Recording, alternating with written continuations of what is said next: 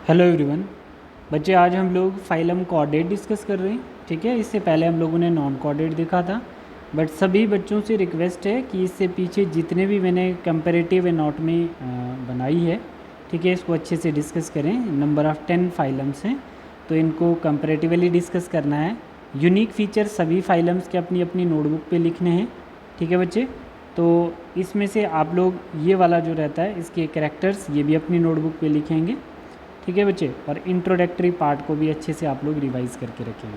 ठीक है, तो ये कंप्लीट आपका चैप्टर है, ठीक है, एनिमल किंगडम, और इसको बहुत अच्छे से हम लोगों ने डिस्कस किया है ना, ऑफलाइन क्लास में। अब यहाँ पर आपका कॉम्परेटिव अकाउंट है, तो कंपैरेटिव अकाउंट में आप लोगों को हर चीज़, सब में बहुत सारे फीचर कॉमन हैं।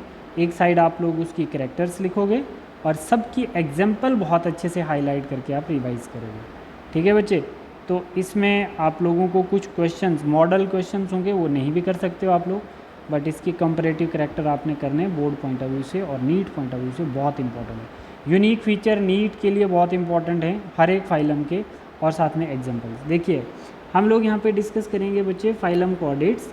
ठीक है, phylum chordates it include animals with notochord, dorsal tubular nerve cord and pharyngeal gill slit. जिसमें ये करेक्टर होंगे तो वही क्या कहलाएगा बच्चे, वो कहलाएगा हमारा कॉर्डेटा कहलाएगा। ठीक है, वही ऑर्गेनिज्म हमारे कॉर्डेट्स में आएगा जिसके पास ये सब फीचर्स रहते हैं। नेक्स्ट बता रहा है कि notochord is flexible and located in the mid dorsal line between alimentary canals and nerve cord in the embryo. ये इस लाइन की बात कर रहा है बच्चे, इस वाली लाइन्स की बात कर रहा है। ठीक है, ये आ गया नर्व कॉर्ड, जिसको आप लोग होलो नर्व कॉर्ड भी बोल सकते हो।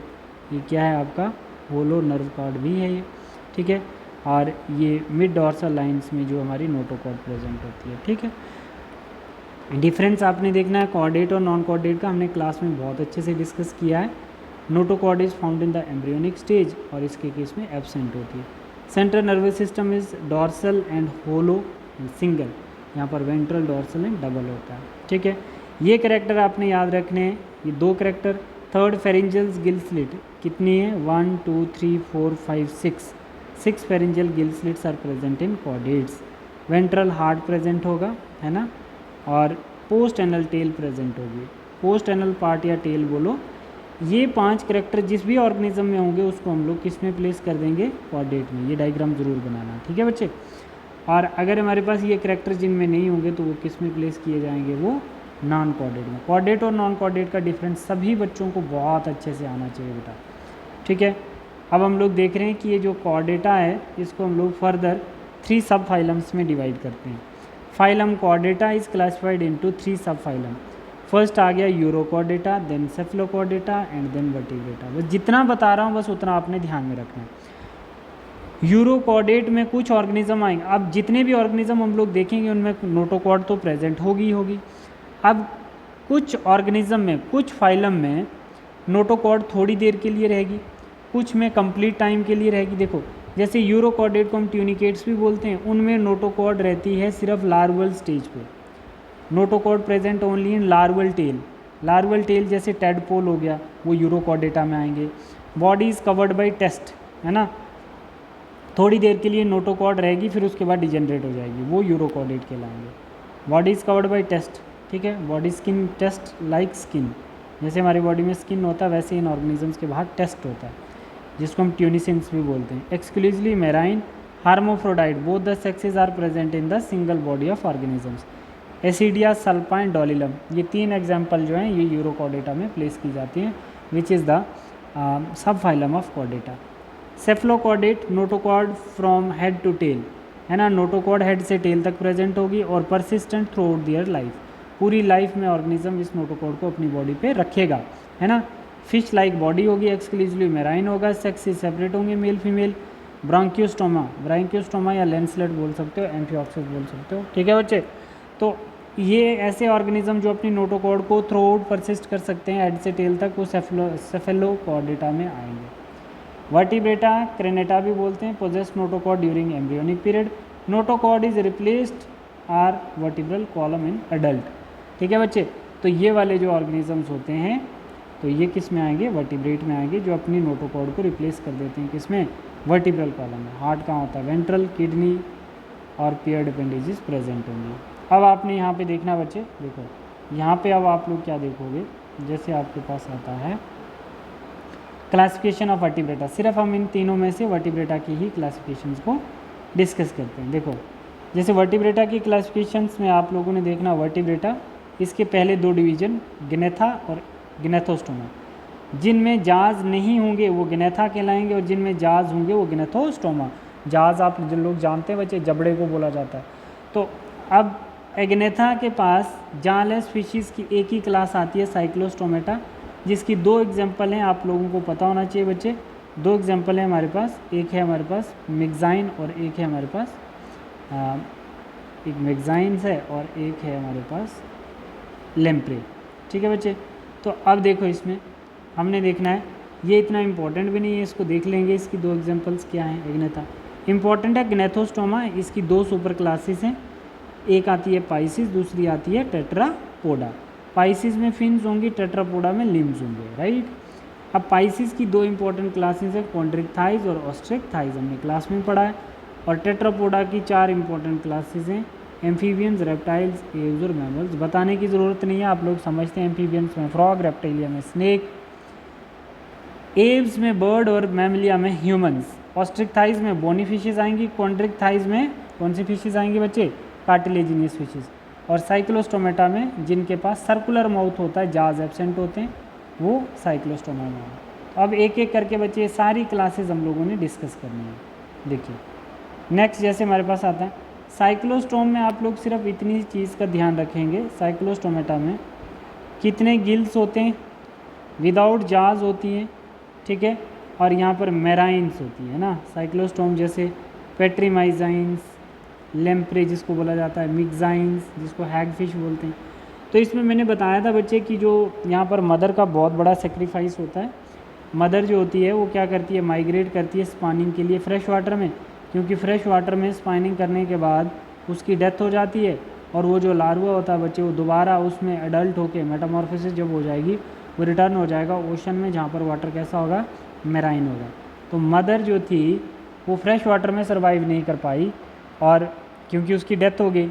बट फ्रेश वाटर के लिए बेस्ट, फ्रेश वाटर बेस्ट किसके लिए था, लार्वा के लिए। किसका लार्वा, लेम्प्रे का जो लार्वा था वो फ्रेश वाटर में ही सर्वाइव कर सकता था, इसीलिए मदर मेराइन से फ्रेश में ट्रांसपोर्ट हुई थी। मगर मदर फिर फ्रेश से मेराइन में नहीं जा पाई, बट उसका जो लार्वा है वो मेटामॉर्फोसिस करके दोबारा चले गया किसमें, मेराइन वाटर में, और फिर मेराइन में वो किसकी तरह बन गया, मैक्साइन की तरह बन गया। ठीक है बच्चे, तो ऐसे इनका लाइफ साइकिल चलता है। अब ये जो डिफरेंस आप देख रहे हैं बच्चे, ये जो डिफरेंस आप देख रहे हैं यहाँ पे देखो, ये जो डिफरेंस है बेटा, ये डिफरेंस आप लोग देखिए, जैसे कार्टिलेजिनियस फिश और आपके पास आती है बोनी फिश। याद रखना पाइसिस की दो इंपॉर्टेंट क्लासेस हैं, एक आपके पास कॉन्ड्रिक थाइज, दूसरी आपके पास ऑस्ट्रिक थाइज। बेटा जो कॉन्ड्रिक थाइज है इसको हम कार्टिलेज बोलते हैं, और बोनी फिश ओ से बोनी और सी से कार्टिलेज, याद रख लो। स्ट्रीमलाइन बॉडी होती है बर्ड्स की तरह या इसकी तरह प्लेन की तरह। मेराइन्स होती हैं और प्रेडेशियस, ये किसी का भी प्रे करेगी तो अपने प्रेडेटर को कंप्लीट खा जाएगी। जैसे कार्टिलेजिनियस फिशेस कौन सी फिश होती है, शार्क होती है, जिसको आप डॉग फिश बोलते हैं। Marine fish fresh water streamline body होती है, और ये फ्रेश वाटर भी होती है, मेराइन भी हो सकती है, ठीक है। कार्टिलेजिनियस एंडोस्केल्टन, कार्टिलेजिनियस फिश का जो बॉडी स्ट्रक्चर होगा वो एंडोस्केल्टन जो बना होगा वो कार्टिलेज से बना होगा, और बोनी फिश का बोनी एंडोस्केल्टन होता है, ठीक है। वेंट्रल माउथ होता है इसका, और इसका टर्मिनल माउथ होता है, साइड पे माउथ होता है, ठीक है बेटा। गिल स्लिट विदाउट ऑप्रिकुलम्स, पावरफुल जाज होते हैं इसके। गिल स्लिट जो होती हैं उनके ऊपर ऑप्रिकुलम कवरिंग जैसी नहीं होती है क्योंकि इसके जाज पावरफुल होते हैं। 4 pair of gill slit cover by operculums on each side, क्योंकि इनके जाज इतने पावरफुल नहीं होते हैं। शार्क जैसे है उसका जा बहुत पावरफुल होता है ना, वो किसी को भी 1 मिनट में खा जाएगी। इतना जो है बोनी फिशेज़ में नहीं है। बोनी फिशेज़ की एग्जांपल आप बोल सकते हैं कैटला, कैटला जो आप ठेले पे फिशेज़ खाते हो ना, तो वो यही है, बोनी फिशेज़ ही होती हैं। दूसरी पॉइंट यहाँ पे देखेंगे, स्किन विद प्लिकॉइड स्केल्स। स्किन के ऊपर प्लिकॉइड स्केल होते हैं जिससे टीथ मॉडिफाई किए जाते हैं, फिश के अंदर जो टीथ मॉडिफाइड होते हैं।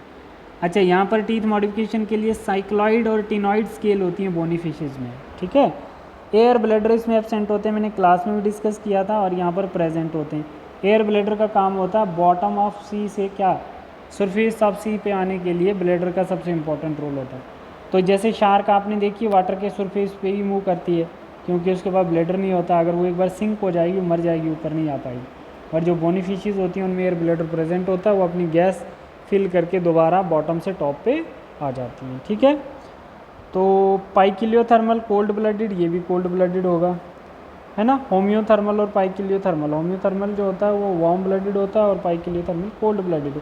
पानी में जो होते हैं ऑर्गेनिज्म ये कोल्ड ब्लडेड होता है। 2 चैम्बर्ड हार्ट होगा, 1 ऑरिकल 1 वेंट्रिकल, याद रखना बच्चे, ये प्रीवियस ईयर क्वेश्चन था।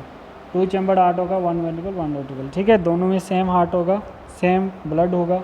सेक्सेस आर सेपरेट, ठीक है, सेक्स सेपरेट होगा। In male pelvic fin beer क्लस्पर, इसमें मेल में क्लस्पर होंगे जिसको कॉपुलेटरी आर्गन बोल दिया जाता है। Internal fertilization many of them viviparous, तो ये क्या होती हैं, यंग वन को बर्थ भी देती हैं, कार्टिलेजिनियस फिशेज। यहाँ पे क्या बचे, sexes are separate, male female अलग होंगी बट फर्टिलाइजेशन एक्सटर्नल होगी। मोस्टली ओविपेरस, डेवलपमेंट जो होगी वो डायरेक्ट होगी ना बच्चे, इसमें लार्वा नहीं बनेंगे। अब ये जो एग्जाम्पल मैं आपको बताने वाला हूँ ये बहुत इंपॉर्टेंट एग्जाम्पल हैं, सभी बच्चों ने इनको अच्छे से रट लेना बेटा। स्कॉलिडोन कार्टिलेजिनियस फिश है जिसका डॉग फिश बोलते हैं। Pristis saw fish. Carcharodon great white shark. Trygon stingray has poisoning sting. Torpedo electric ray has electric organ. ये बच्चे दोनों नाम आपको याद होने चाहिए, ठीक है, बट ये ज़्यादातर आपको मेराइन वाटर में ही देखने को मिलेगी। ठीक है, यहाँ पे देखो मेराइन वाटर में एक्जोसिटस फ्लाइंग फिश जिसको बोलते हैं, हिप्पोकैम्पस सी हार्स, ये मेराइन में मिलेगी, बट है कौन सी, बोनी फिश। फ्रेश वाटर में लेबियो जिसका राहू, कैटला, ठीक है, क्लाइरस, मैगोर, बड़ी बहुत टेस्टी फिशेज होती हैं ये। एक्वेरियम में आपको फ़िश मिलेगी बीटा जिसको फाइटिंग फ़िश बोलते हैं। अच्छा, पेट्रोफाइलम जिसको एंजल फ़िश बोलते हैं।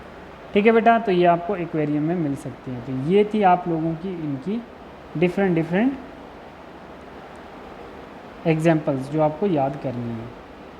ठीक है बेटा, देखो अब हम लोग यहाँ पे क्या देखते हैं, हम लोग यहाँ पे देखेंगे super class of Tetrapoda, but वो हम लोग नेक्स्ट क्लास में डिस्कस करेंगे क्योंकि आपको थोड़ा ज़्यादा बर्डन हो जाएगा।